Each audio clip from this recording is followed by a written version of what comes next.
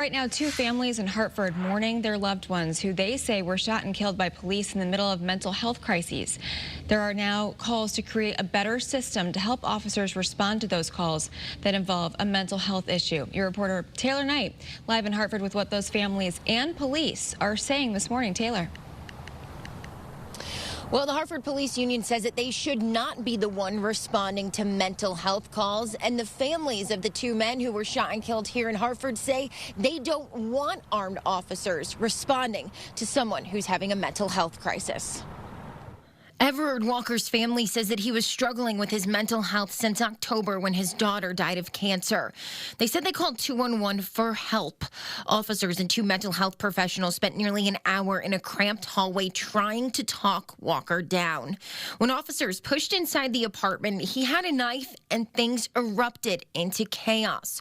Walker was eventually shot and killed. Just over a week later, police responded to a call on Blue Hills Avenue where Stephen Jones was armed with a knife. He was shot several times after refusing to put it down. In a statement about Jones's shooting, the Hartford Police Union said they should not, quote, be society's default mental health professionals.